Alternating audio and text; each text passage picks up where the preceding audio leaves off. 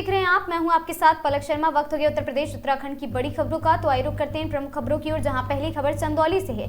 चंदौली में तेज रफ्तार का कहर, NH-19 पर बड़ा हादसा। पीछे से आ रही तेज रफ्तार ट्रेलर ने आगे चल रही ट्रेलर को मारी टक्कर के बाद ट्रेलर चालक केबिन में बुरी तरह फंसा।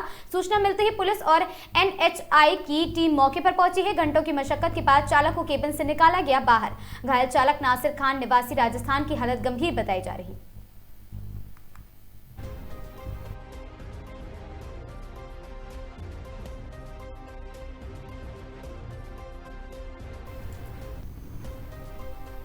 खबर चित्रकूट से है, जहां चित्रकूट में मेडिकल कॉलेज की मांग तेज कफन सत्याग्रह के और साथ ही आज तीसरे दिन भी आंदोलन में विपक्ष के नेताओं का मिल रहा समर्थन। मांग पूरी न होने पर व्यापारी विनोद केशरवानी और भूपेंद्र सिंह ने जिले के जिम्मेदार अधिकारियों को चेतावनी दी है।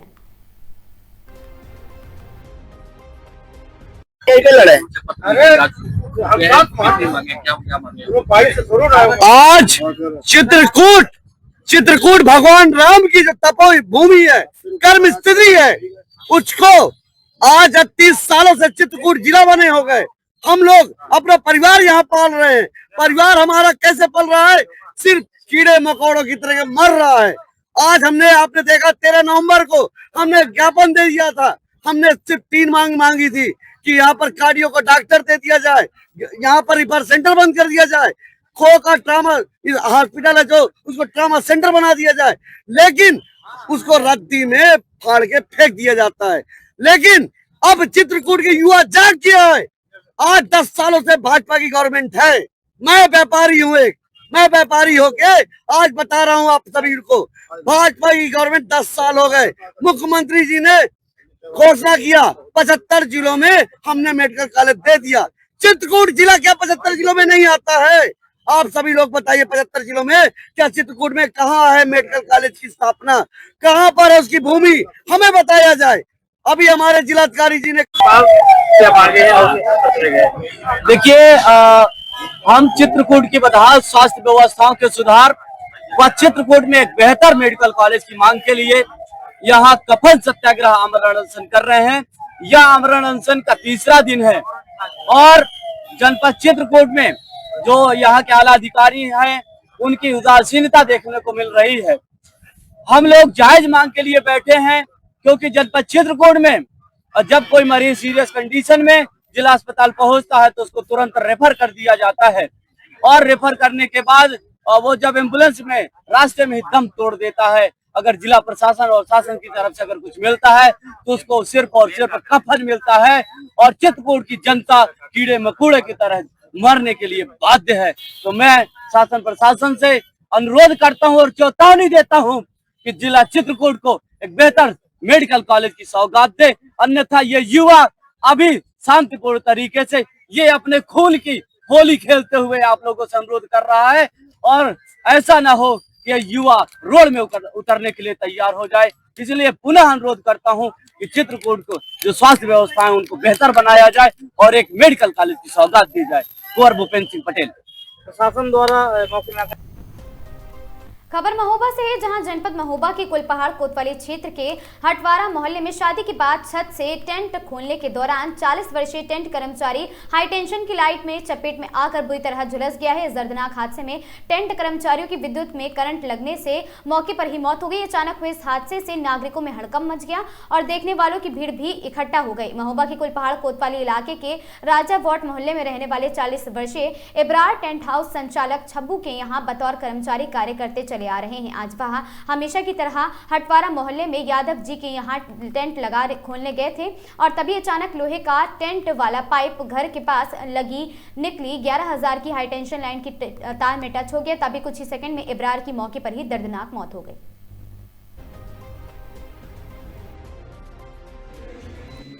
डॉक्टर साहब, आज एक पेशेंट आया था, क्या कैसा पेशेंट था, क्या मामला है पूरा? पेशेंट एक वो ब्रॉड डेड व्यक्ति आया था, जो कि बताया जा रहा था कि ये काम कर रहा था और लाइट से इसकी मृत्यु हुई और जिसका नाम बताया कि अबरार अली पुत्र इमाम बख्श और जिसकी उम्र लगभग 44 वर्ष थी।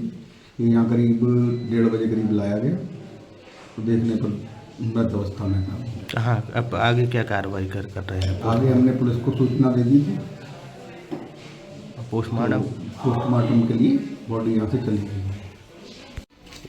क्या नाम है चाचा आपका? हाँ से पहले क्या घटना हो गई है आज? अरे वो पंडाल लगाने गए थे वो, कौन? हमारा भाई अबरार। तो उसी में 11 जन की लाइन से चपेट में आ गए वो। तो पाइप उतार रहे थे जैसा भी, तो उसी में वो जी उनकी मृत्यु हो गई। किसके यहाँ गई थी पंडाल लगाने? अब हमें ये तो वैसे ही नहीं है। यादव के यहाँ गए थे वो। खबर मुरादाबाद से है, जहां मुरादाबाद की युवती की ही रामपुर की युवती से शादी हुई। आपको बता दें कि भगतपुर की युवती अपनी बुआ के घर गई थी। रामपुर बुआ के घर के सामने रहने वाली युवती से ही दोस्ती हो गई। दोस्ती के बाद दोनों युवतियों में हुआ प्यार। 31 जनवरी को एक दूसरे की मांग भरकर दोनों ने की है शादी। दोनों लड़कियों के परिजनों ने थाने में पहुंच कर दी है गायब होने की तहरीर। दोनों युवतियों के थाने में पहुंचने पर शादी के बाद बोल सुरक्षा की मांग की गई। एक दूसरे के साथ रहना चाहती थी दोनों युवतियां।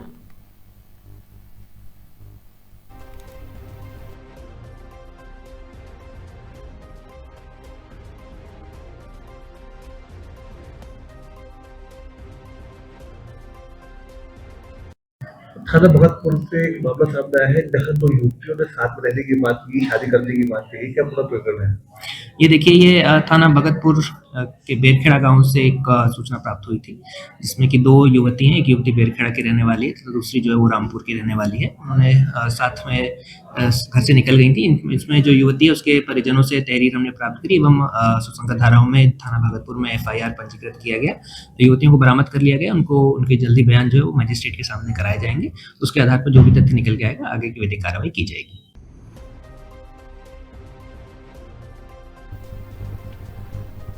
खबर महोबा से है, जहां चरखारी विधानसभा क्षेत्र के भाजपा विधायक ब्रजभूषण राजपूत ने फिर दिया विवादित बयान। किसी की बंधक बनाना मेरे लिए मामूली बात। कांग्रेस सरकार में केंद्रीय मंत्री प्रदीप जैन को बनाया था बंधक। अधिकारियों को पहनाई थी चूड़ियां और साथ ही पेटीकोट। विकास की बात में कमरे में क्यों करूं, पहले भी वाला रूप अपने नहीं देखा है मेरा, और बीजेपी में आने के बाद हुआ है अनुशासित। मुझे अकेले में बात क्यों करनी है? जनता की बात है, विकास की बात है। मैं कमरे में क्यों करूं? मैं सड़क पे क्यों नहीं कर सकता? बहुत अच्छी भाई, बहुत अच्छी। और अगर आज मैं सड़क पे बात कर रहा हूं तो आक्रोश क्यों आ रहा है? लोग क्यों क्रोधित हो रहे हैं? उनके समर्थकों को दिक्कत क्या लग रही है? मैं ठेका मांग नहीं रहा हूं, पट्टा मांग नहीं रहा हूं, आपके पदोन्नति की बात कर नहीं रहा हूं, तो आपको तकलीफ नहीं होनी चाहिए। फिर वो कहते हैं कि बंधक बनाया। मैं बंधक, मैं पहले तो बताऊं आप लोगों को, अभी आप लोगों ने मेरे विधायक वाला रूप देखा है। आप सब लोग मुझे विधायक के रूप में ज्यादा जानते हैं। इससे पहले मैं बुंदेलखंड अधिकार सेना चलाता था। भारतीय जनता पार्टी का सदस्य बाद में बना। बुंदेलखंड अधिकार सेना पहले चलाता था। जब से भारतीय जनता पार्टी का सदस्य बना हूं तो थोड़ा अनुशासन में रहता हूं।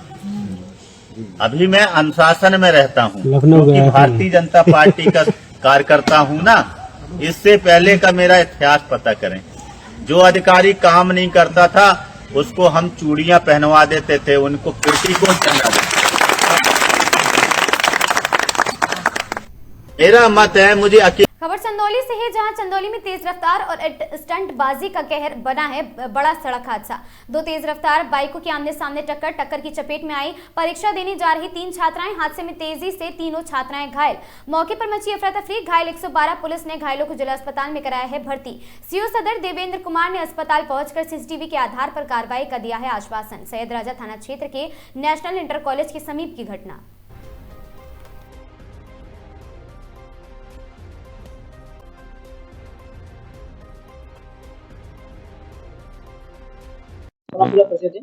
मेरा नाम सूर्य प्रकाश है। मैं शिजोरा गांव का रहने वाला हूँ। कुछ बच्ची आई जिला अस्पताल में, कैसे चोट लगा? ये तीनों जा रही थी नैतिक शिक्षा का एग्जाम देने। 11वीं क्लास की छात्रा है सब, और एक नेशनल कॉलेज का कोई छात्र था और बाहरी कोई बाइक वाला था। दोनों थोड़ा स्पीड में थे। आपसी टक्कर की वजह से ये लोग में आगे लड़ गए। ये लोग पैदल चल के जा रही थी अपने स्कूल पे। इनको थोड़ा चोट आया पैरों में। कितने लोग चोट आया है? 3 लोगों को। परीक्षा छूट गया है कि क्या? परीक्षा छूट गया है। बाइक वाला सूचना दी है कॉलेज? हाँ, एक टीचर हैं, उनसे हमसे बात हुई है, वो अभी कांटेक्ट में है हमारे, बातचीत हुआ है हमसे। बाइक वाला आया नहीं क्या? बाइक वाला तो यहाँ आया नहीं एडमिट कराने, तो कैसे हम क्या बताएं, और फरारी हो गया है। क्या चाहते हैं आप लोग? अगर चाहते यही है कि सदराजा थाना उस पर कार्रवाई करे, और क्या। हमें जो हमारे साथ में जो बहने, अगर इनको ज्यादा चोटें भी आ सकती थी ना, अभी तो कम है, और शहर के अंदर ऐसा स्पीड में तो चलना नहीं चाहिए, पब्लिक प्लेस है, आराम से चलना चाहिए। कैसे, और उन दोनों के बारे में पहले उनका कैसे कहाँ गिराने वाले उनका डिटेल हमें नहीं पता है। हाँ, नाम बताओ। मेरा नाम अंजलि है। किस क्लास में पढ़ती हो? 9th। कैसे हुआ हादसा? हम लोग अपने साइड से जा रहे थे पेपर देने, और वो लोग अपने एक जा रहे थे, दोनों, एक इधर से जा रहा था और एक उधर से आ रहा था। दोनों लोग एकदम रेस में थे और दोनों लोग टकराए और स्लिप खा गए। तो हम लोग थोड़ा दूर पे थे और स्लिप खाते वक्त हमारे पास आ गए, और इसी वजह से हम लोग गिर गए और चोट आ गई। कौन उठाया तुम लोगों को? कौन यहाँ जिला अस्पताल लेके आया? हम लोगों को उठाए, नेशनल स्कूल है, वहीं के भैया और दीदी लोग और जितने लोग थे वही लोग उठाए। कितने बच्चियों को चोट आई है तुम्हारे साथ? मेरे साथ मेरी 2 दीदी थी 11th की, उन लोगों को चोट आया और हम लोग। खबर सोनभद्र से है, जहां न्यूड फोटो वायरल करने की धमकी देकर साइबर ठगी करने वाले अंतरजनपदीय गैंग का भंडाफोड़ हुआ है। साइबर क्राइम पुलिस थाना सोनभद्र ने 4 अभियुक्तों को किया है गिरफ्तार। खुद को सीबीआई अधिकारी बताकर गाली गलौज, जान से मारने की धमकी और साथ ही वसूली का आरोप है। एआई तकनीकी से फर्जी न्यूड फोटो बनवाकर ब्लैकमेल करने का खुलासा है। आर्थिक रूप से कमजोर लोगों के नाम पर सिम लेकर साइबर अपराध में इस्तेमाल किया गया। ब्लॉक नंबरों को गुमशुदगी दिखाकर दोबारा एक्टिव कर दिया जाता था और लिया जाता था उपयोग में। 100 से अधिक सिम कार्ड से देश भर में ठगी सोनभद्र के कई पीड़ित सामने आए हैं। 53/25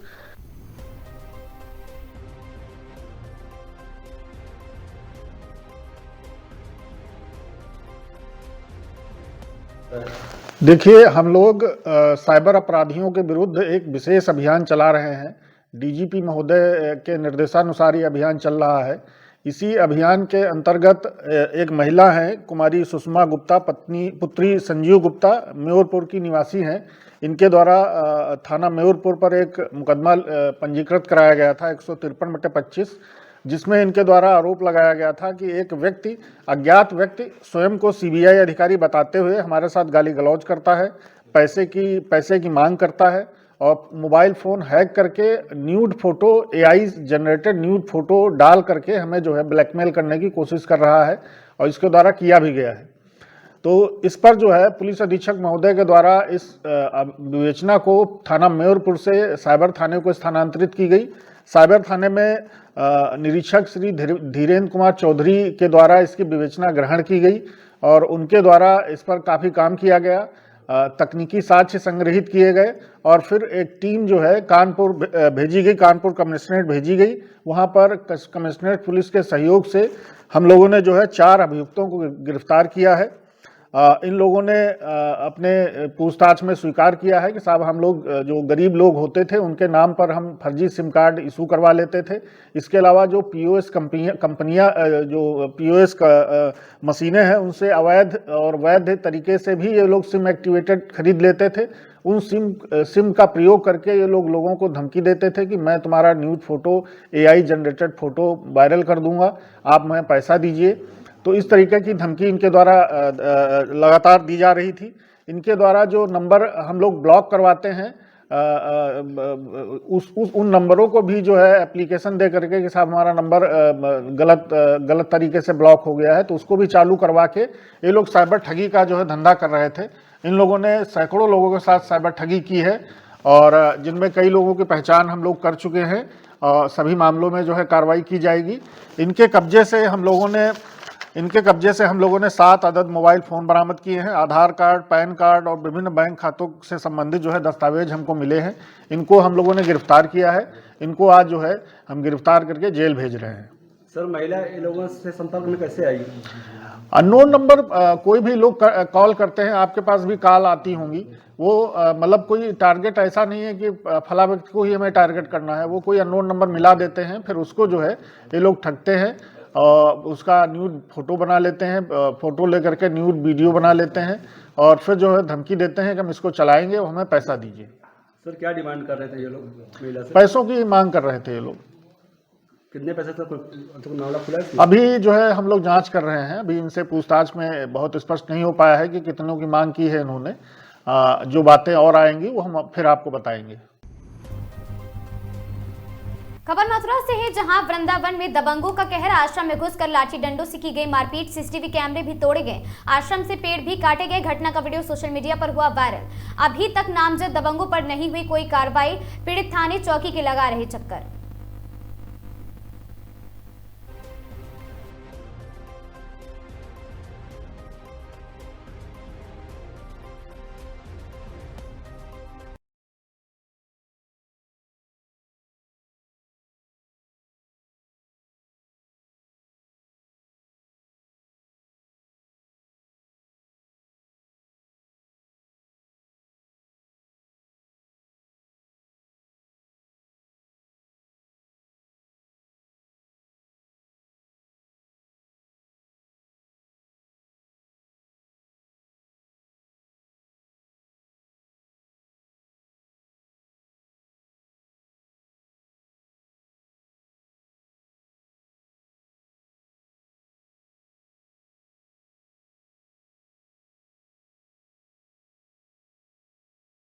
क्या नाम है आपका? जी, मेरा नाम अक्षय द्विवेदी एडवोकेट है। मैं मथुरा कचहरी पर वकालत करता हूँ।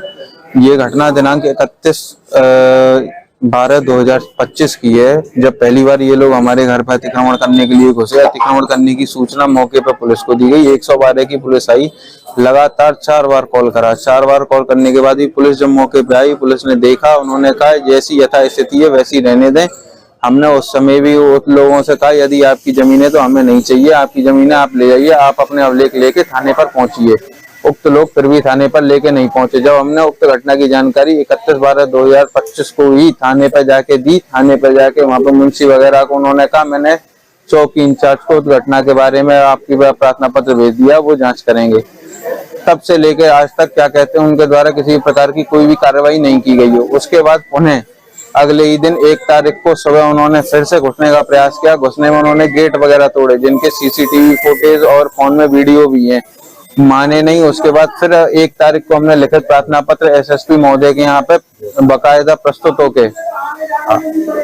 होके दिया। उस पर भी किसी प्रकार की कोई कार्रवाई नहीं की गई। फिर उसके बाद दोबारा उन्होंने उक्त घटना को लगातार फिर 1 महीने बाद जब तक कोई कार्रवाई नहीं की गई, हमारा पुलिस से हर बार ये कहना था कि यदि इनकी जमीन है तो हम उन्हें दे देंगे, लेकिन वो लोग मान नहीं रहे हैं लगातार। फिर दिनांक कब्जा कर रहे हैं, उसमें कब्जा करने में नितिन चौधरी है, ये विश्व हिंदू परिषद का महामंत्री बना दिया गया है। इसका छोटा भाई है नितेश है, विपिन उपाध्याय है, गोरेदाऊ जी के महंत वगैरह हैं। ये सब लोग कब्जा करना चाहते हैं। इनको पीछे से श्रेय दे रहे हैं कन्हैयालाल अग्रवाल, जो इस समय प्रांत अध्यक्ष हैं। यदि इनकी संपत्ति है तो हमें कोई नहीं चाहिए। ये लोग जबरदस्ती कब्जा करने का प्रयास कर रहे हैं। पूर्व में भी एक इन्होंने इसी प्रकार से गोरेदाऊ आश्रम में एक महिला के साथ मारपीट करी थी, जिनकी भी वीडियो वगैरह वायरल हुई थी। उसमें इन लोगों के खिलाफ FIR दर्ज की गई थी। इन लोगों ने इसी प्रकार का इनका ये काम है। ये लगातार विश्व हिंदू परिषद की आड़ में, RSS की आड़ में, भाजपा की आड़ में इस प्रकार की घटनाओं को अंजाम दे रहे हैं। अभी विगत 31/1/2026 के दिन, जिस समय यहाँ पे उप राज्यपाल महोदय वहाँ के आए हुए थे हिमाचल प्रदेश के, और ब्रजेश पाठक जी मौजूद थे वृंदावन में, उस दिन तकरीबन 2:30 बजे नितिन चौधरी अपने साथ गुंडों को लेके ट्रैक्टर से मेरे घर में पीछे से गेट तोड़ के घुसा है, जिसमें उसने मेरे घर में बनी बाथरूम और गेटों को तोड़ के उखाड़ के ले गए, जिसकी लिखित सूचना पुलिस को भी दी गई। 112 पे फोन किया गया। पुलिस के द्वारा 112 पे ये कहा गया कि हमें आप बार-बार फोन ना करें। आज से 31 तारीख से लेके आज तक का दिन है। उसके अगले दिन मैंने व्यक्तिगत उपस्थित होकर एप्लीकेशन दी। मेरे साथ मारपीट की गई। मारपीट के भी मैंने कहा इनके साथ जांच कराई जाए, मेडिकल भी हुआ। अभी तक कोई FIR लिखी नहीं गई। उसके लिए 1 तारीख को जब मैंने यहाँ पे 1 फरवरी को यहाँ प्रार्थना पत्र दिया SSP साहब महोदय को, तो SSP साहब ने उस पर जांच कर मुकदमा दर्ज करने के आदेश किए गए, जैसा मुझे जानकारी प्राप्त हुई है। उसके बावजूद भी अभी तक किसी प्रकार का कोई मुकदमा दर्ज नहीं किया। लोकल पुलिस पूरा उनका समर्थन कर रही है, किसी प्रकार से हमारा सहयोग नहीं किया जा रहा है प्रशासन के द्वारा। आज के अभी भी वर्तमान में उक्त सभी लोग मेरे उस स्थान पर मौजूद हैं। ट्रैक्टर लेके कब्जा करने में जो भी मेरा वहां पर सामान पड़ा हुआ सब उठा के ले जा रहे हैं।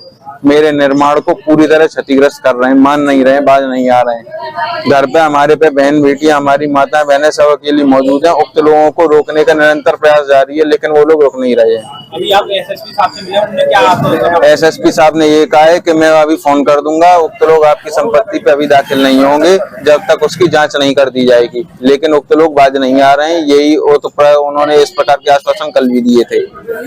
आचार्य श्याम द्विवेदी मेरा नाम है। वृंदावन कृष्ण बलराम मंदिर का मैं सेवायत पुजारी हूँ, संस्था का सेक्रेटरी। हमारे यहाँ विगत कई दिनों से पूर्व घटनाक्रम चल रहे हैं। प्रशासन को मैं अवगत करा चुका हूँ लिखित में। अभी कप्तान साहब के यहाँ मिलके आया तो साहब ने बोला मैं एसपी सिटी साहब को कहता हूँ। मैं डीजीपी साहब तक इस घटनाक्रम को अवगत करा दिया है। इस स्थानीय स्तर पर जो पुलिस का रवैया है वो बिल्कुल अनुकूल नहीं है। आज अभी हमारे यहाँ ट्रैक्टर लेकर के वो लोग आश्रम में घुसे आए, तोड़ फोड़ की, लूटपाट की, मारने की धमकियां दे रहे बहन बेटियों को। और मैं यहाँ था, मैंने साहब को बुलाया, अभी तक प्रशासन की कोई भी प्रतिक्रिया ऐसी नहीं हुई, जबकि मैं अपने सारे अभिलेख पत्रों को अवगत करा चुका हूं। हमारे परिवार के लिए जान माल का खतरा बना हुआ है। संपत्ति को हड़पने का उद्देश्य है। प्रहलाद दास, नितिन चौधरी आदि बजरंग विश्व हिंदू परिषद के लोग जो वहां पर उद्यम कर रहे हैं या बदतमीजी कर रहे हैं। पहले भी मारपीट की है हमारे साथ, हमारे परिवार के साथ, और निरंतर ये घटनाक्रम चल रहा है। कौन लोग हैं? ये गोरेगांव के महंत प्रहलाद दास, नितिन चौधरी आदि बहुत सारे लोग हैं जिनके मुझे नाम पता नहीं है। उत्तर प्रदेश के हापुड़ जनपद स्थित यूपीएसआरडीसी खिंचरा औद्योगिक क्षेत्र में पर्यावरणीय नियमों के कथित उल्लंघन को लेकर नेशनल ग्रीन ट्रिब्यूनल एनजीटी ने सख्त रुख अपनाया है। 28 जनवरी 2026 को कोर्ट संख्या 1 में हुई सुनवाई के दौरान अध्यक्ष माननीय न्यायमूर्ति प्रकाश श्रीवास्तव एवं विशेषज्ञ सदस्य डॉक्टर ए सेंथविल की पीठ ने माना है कि यह मामला गंभीर पर्यावरणीय उल्लंघन से जुड़ा हुआ है।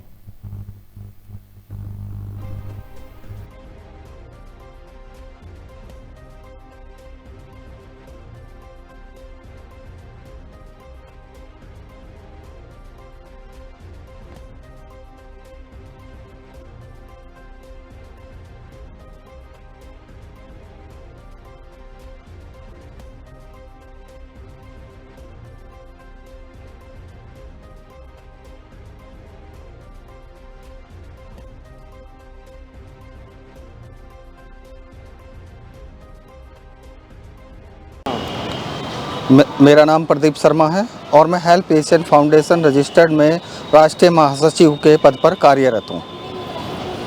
क्या कहना है पूरे मामले के? इस पूरे प्रकरण में या इस पूरे मामले में सिर्फ एक ही चीज़ कहनी है कि स्वच्छ भारत मिशन को हमने ध्यान में रखा, हमने पर्यावरण को ध्यान में रखा, लोगों के आर्टिकल 21 को हमने ध्यान में रखा, हमने हर उस चीज़ को ध्यान में रखा जो हमें जीने से, हमारी अभिव्यक्ति से, एक खुशनुमा एक अच्छी हवा के रूप में, हमें एक अच्छे जल के रूप में, हमारे स्वास्थ्य को लेकर के हमने हर चीज़ ध्यान में रखी और ये सारी चीज़ हमारी जनता को समर्पित है।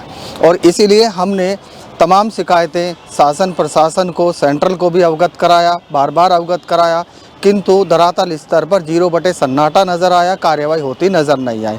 थक हार कर हमें माननीय एनजीटी की शरण में जाना पड़ा और तब जा कर के हमारे उस केस को 12 जनवरी 2026 को पंजीकृत किया गया और जिसकी प्रथम तारीख यानी कि प्रथम सुनवाई 28 जनवरी 2026 को माननीय एनजीटी के माननीय न्यायाधीशों के माध्यम से सुना गया। अब क्या उम्मीद है एनजीटी? अब उम्मीद ये है कि निष्पक्ष निष्कलंक कार्रवाई होगी, क्योंकि माननीय अनुभवी न्यायाधीशों की शरण में ये केस है और वो हर उस पहलू पे गौर करेंगे जिसमें ईटीपी प्लांट, एसटीपी प्लांट या जो भी अन्य चीज़ें होती हैं, केमिकल संबंधित कंपनियों को जो पर्यावरण को कहीं नुकसान पहुंचाती नज़र आ रही है, जो कि एक जांच का विषय है। और माननीय एनजीटी ने, माननीय न्यायाधीशों ने उस पर वो आदेश भी पारित कर दिया है कि इसकी हमें 6 हफ्ते के अंदर रिपोर्ट दे दी जाए और अगली सुनवाई जो 23 अप्रैल की है वो उन्होंने सुनिश्चित कर दी है। उसके रिलेटेड 28/1/2026 के अंदर एनजीटी के चेयरमैन साहब ने नोटिस इशू कर दिए। सारी जितनी भी इंडस्ट्रीज हैं और जितनी भी गवर्नमेंट अथॉरिटीज़ हैं उन सबको नोटिस इशू कर दिए हैं और उन्हें जवाब लगाने का टाइम दिया गया है। ये केस फिर से लगेगा 23/4/2026 को। और क्या कहना है आपको, जैसे कि ज़्यादा पोल्यूशन फैल रहा है इसको लेकर के, और क्या कार्रवाई इस पे हो सकती है सर? इस पे जहाँ तक मुझे लगता है इस पे पोल्यूशन बोर्ड बहुत सख्त कार्रवाई करने की हम लोग को सबको उम्मीद है, क्योंकि वहाँ पे जितनी भी ग्रीनरी तो बची ही नहीं है वहाँ पे, और जगह जगह उन्होंने खाली जगह पे पानी भर दिया है, जिसकी वजह से नीचे का पानी, ग्राउंड वाटर का पानी जो है वो भी पलूट हो रहा है और आसपास के गांवों में जगह जगह बीमारियां बहुत ज़्यादा फैलती जा रही हैं। खबर गाजियाबाद से है, जहां गाजियाबाद निवाड़ी थाने के कोतवाल जयपाल सिंह रावत 50,000 घूस लेते गिरफ्तार। मुकदमे में नाम निकलवाने के नाम पर आरोपी से मांगी थी रकम। मेरठ का विजिलेंस टीम ने रंगे हाथों पकड़ लिया उन्हें।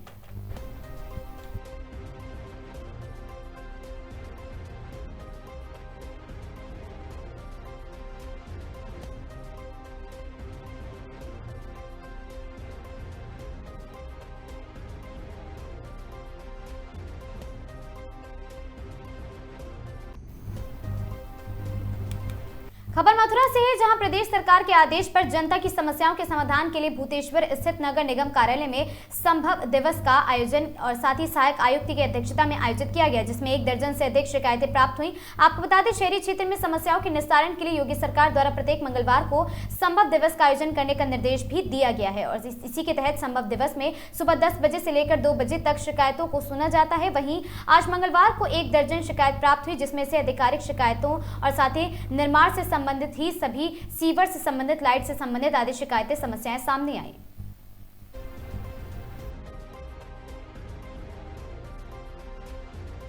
शिकायत प्राप्त हुई, कितनी का आपके द्वारा मौके पर निपटान कर मंगलवार को नगर निगम में संभव दिवस का आयोजन किया जाता है। उसी क्रम में आज दिनांक 3 फरवरी को संभव दिवस आयोजित किया जाता है। इसमें लगभग 12 शिकायतें अभी तक प्राप्त हुई हैं। मुख्य रूप से उसमें निर्माण से संबंधित 1-2 शिकायत जलकल से संबंधित है, पंप से संबंधित है और सफाई से संबंधित शिकायत प्राप्त हुई। उसको तत्काल संबंधित अधिकारियों को निर्देशित कर दिया गया है कि मौके पर जाकर के इसका निस्तारण करें। अभी 2 शिकायतों पर मौके पर भेज दिया गया और उसका संभव निस्तारण करने की कोशिश। क्या मैम कुछ शिकायतें रिपीट भी हुई हैं क्या, जो पहले भी संभव दिवस में आ चुकी हो दोबारा? ऐसे रिपीट नहीं हुई है। एक शिकायत है जिसमें निस्तारण कर दिया गया था, इसके लिए उन्होंने बोला कि ये निस्तारण हो चुका है, आप इसमें कॉल का निर्माण करना चाहें तो जिसके लिए सिविल डिपार्टमेंट को। खबर संडीला से है, जहां ग्रामीण क्षेत्रों में सर्वांगीण विकास और सरकारी आयोजनों की पूर्ण संस्कृति के उद्देश्य से संपूर्णता अभियान का शुभारंभ किया गया। विकासखंड संडीला में शुक्रवार को संपूर्णता अभियान का औपचारिक शुभारंभ किया गया। इस अभियान का उद्देश्य ग्रामीण अंचलों में आमजन के जीवन स्तर को बेहतर बनाना और सरकार की जन कल्याणकारी योजनाओं का लाभ अंतिम व्यक्ति तक पहुंचाना रहा है। और साथ ही आपको बता दें, अमित गुप्ता ने कहा, हमारा उद्देश्य है कि सरकार की कोई भी योजना पात्र व्यक्ति से छूटे नहीं और संपूर्णता अभियान के तहत हर विभाग मिलकर काम करेगा। इस अवसर पर ब्लॉक प्रमुख आरती गुप्ता, खंड विकास अधिकारी प्रतिमा शर्मा, सीएचसी अधीक्षक डॉक्टर मनोज कुमार सिंह, खंड शिक्षा अधिकारी आदि लोग वहां पर उपस्थित रहे।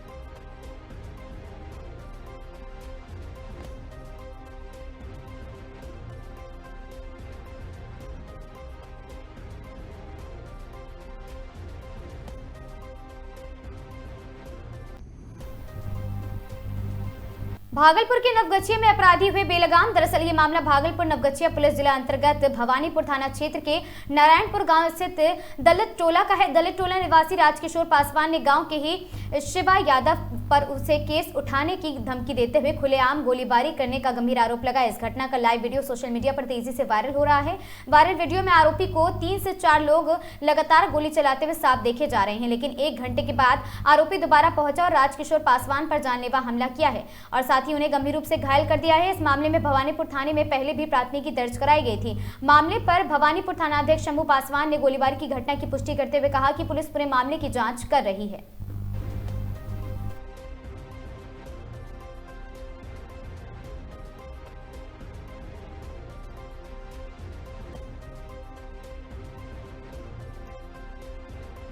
घटना कैसे घटा? ये घटना 27 दिसंबर को पहले हमारे लड़का को राकेश कुमार को मारा शिवा यादव घेर करके। उसके बाद फिर आधा घंटा के बाद हमारे घर पे आके गोली इकट्ठा 6 आदमी से मिल करके आया और हमको मार करके घर में घुस करके दरवाजे पे मार करके हमको गिरा दिया। तब हमको पुलिस यहाँ से ले गया थाना इलाज कराने के लिए। इलाज करा करके आए तब हम एफआईआर किए। आज इतना दिन हो रहा है न उसको पकड़ धकर हो रहा है। आज फिर 4:20 में घर पे आके शिवा यादव, चेतन यादव सभी आदमी ने मिल करके हमारे घर पे आके धमकी दिया, केस उठाओ मादरचोद, नहीं तो जान से सबको मार देंगे। 4 फायर भी किया। उसका मेरे पास वीडियो भी बना हुआ है। और हम लोग सदमे में जी रहे हैं, हम लोग डर से जी रहे हैं 1 महीने से। कोई तरह का अभी तक हम पूरा लोग दहशत में। और हम लोग गरीब आदमी, हम लोग काम पुलिस प्रशासन की तरफ से कोई तरह का अभी तक हेल्प नहीं मिला है, जो कि हम लोग डर के जी रहे हैं। नहीं कहीं कमाने के लिए जा रहे हैं, घर में भयभीत हैं, पूरा रोजगार भी छूटा हुआ है। घर में सब परिवार एकदम से बंद करके रहते हैं, किसी को निकलने नहीं देता है। कैसे जिएंगे, कैसे कमाएंगे, कैसे खाएंगे। आज मेरे बेटा पर गोली चलाया, पति पर गोली चलाया, आकर के आंगन में बैठे थे।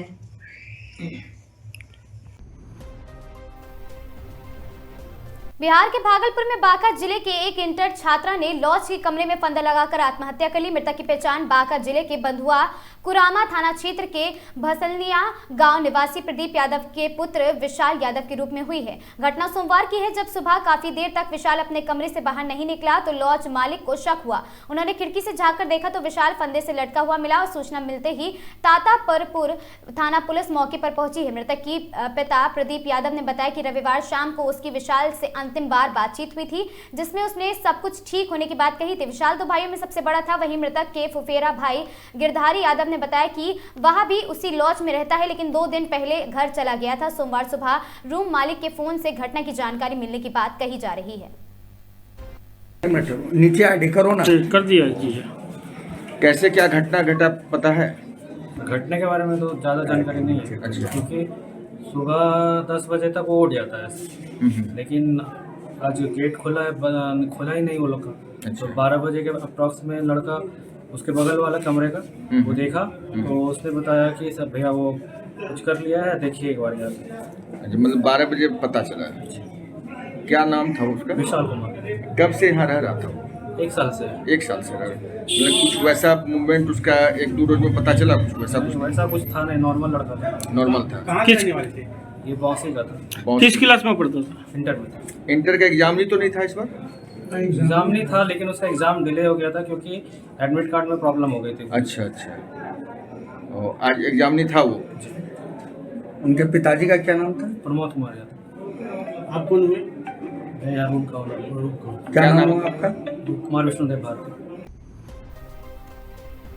भागलपुर में 59 सेंटर्स पर 2 पालियों में परीक्षा होगी, जिनमें 40,200 परीक्षार्थी शामिल होंगे, जिनमें 4 आदर्श परीक्षा केंद्र बनाए गए हैं और इनमें TNB और साथ ही कॉलेजिएटी, इंटर कॉलेज, इंटर स्तरीय सहरसा विद्यालय, कहलगांव श्याम सुंदर विद्या निकेतन और CC बालिका उच्च विद्यालय शामिल है। परीक्षा का तनाव कम करने के लिए मिठाई भी दी गई है। परीक्षा केंद्रों पर परीक्षार्थियों की 3 स्तर पर जाँच की गई। जिलाधिकारी डॉक्टर नवल किशोर चौधरी ने सभी केंद्र अध्यक्षों को निर्देश दिए हैं कि परीक्षा नियमों का सख्ती से पालन सुनिश्चित करी जाए।